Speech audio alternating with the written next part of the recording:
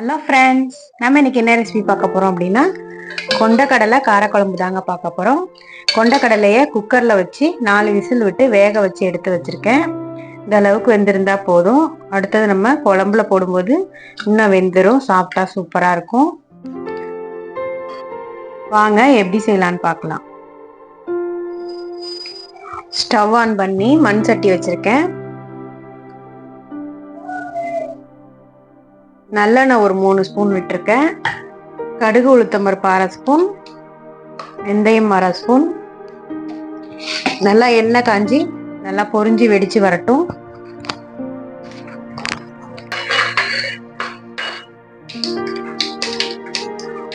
நல்லா வெடிக்குது பாருங்க, இந்த மாதிரி நல்லா வெடிக்கட்டும்.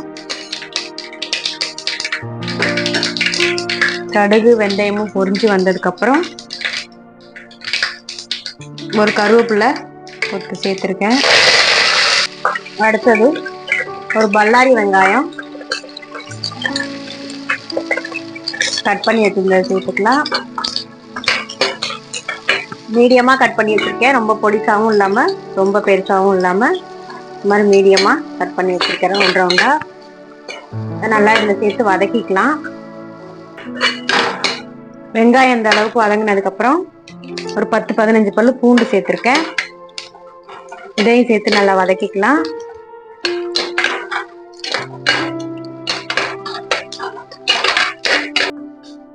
ரெண்டு தக்காளி சின்ன சைஸ்ல இந்த மாதிரி கட் பண்ணி வச்சிருக்கேன் பொடிசா, அதையும் இதுல சேர்த்து வதக்கிக்கலாம். நீங்க பெரிய தக்காளியா இருந்தா ஒரு தக்காளி போட்டா போதும்.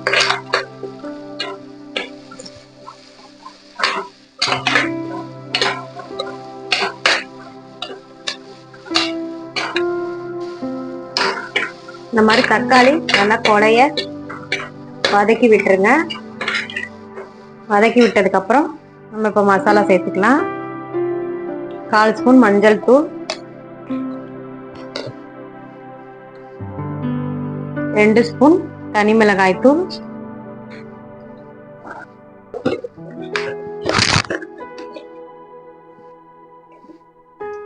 தனியாத்தூள் 2 ஸ்பூன். இதையும் சேர்த்து இது கூட வதக்கி விட்டுருங்க. கொஞ்சமா தண்ணி தெளிச்சு வதக்கி விடுங்க.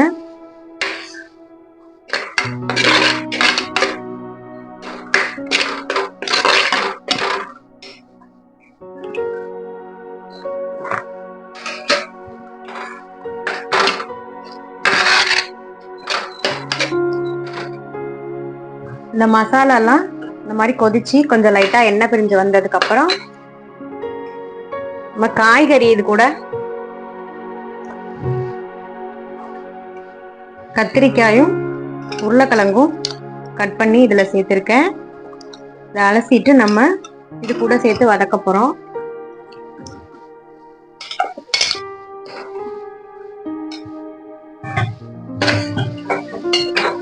நீங்க காய் எந்த காயும் இல்லாம கொண்டக்கடலை சேர்த்து கூட நீங்க வச்சுக்கலாம். இந்த 2 காயும் சேர்த்து கொண்டக்கடலையோட சேர்த்து காரக்குழம்பு வச்சு போறேன். இது நல்லா இதுல சேர்த்து வதக்கி விட்டு பிரட்டி விட்டுருங்க.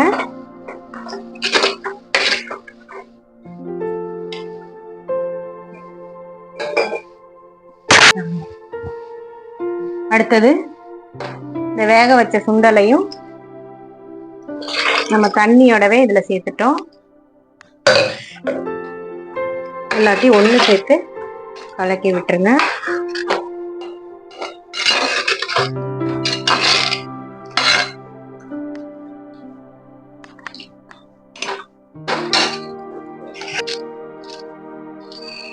இதுல தேவையான அளவு கல்லுப்பு சேர்த்துக்கிறேன். சேர்த்து ஒரு மூடி போட்டு மூடி வச்சிருங்க. இது நல்லா கொதிச்சு காய் வெந்து வரட்டும். நமக்கு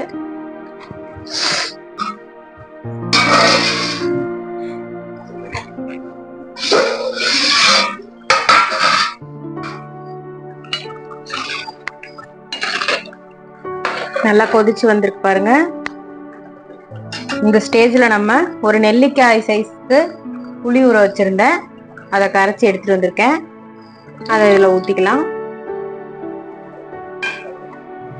நீங்க தக்காளி கூட சேர்த்தீங்க அப்படின்னா புளி கம்மியா சேர்த்துக்கோங்க.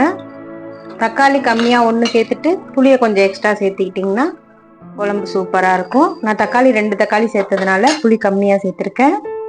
இது நல்லா கொதிச்சு வரட்டும்.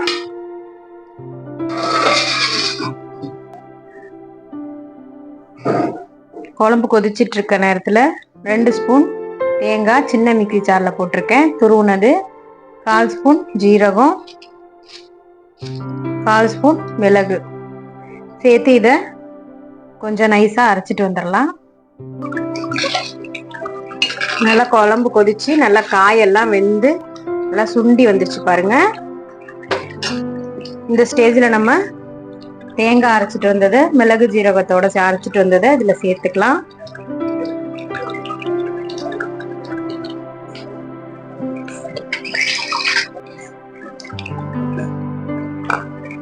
கொஞ்சமா மிக்ஸி கழுவுன தண்ணி மட்டும் சேர்த்துக்கலாம்.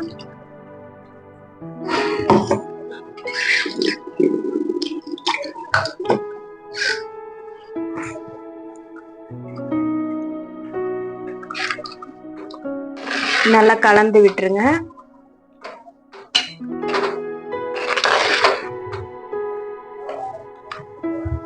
கலந்து விட்டு ஒரு 2 நிமிஷம் கொதிக்கட்டும். கொதிச்சதுக்கு அப்புறம் நம்ம ஸ்டவ் ஆஃப் பண்ணிடலாம்.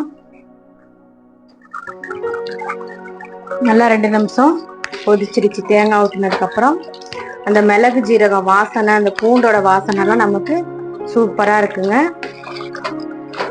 குழம்போட டேஸ்ட்டும் அருமையா இருக்கும். இதே மெத்தடில் நீங்களும் வீட்டில் ட்ரை பண்ணி பாருங்க. இந்த வீடியோ உங்களுக்கு பிடிச்சிருந்துச்சுன்னா லைக் பண்ணுங்க, ஷேர் பண்ணுங்க, கமெண்ட் பண்ணுங்க, மறக்காம சப்ஸ்கிரைப் பண்ணுங்க. தேங்க்ஸ் ஃபார் வாட்சிங்.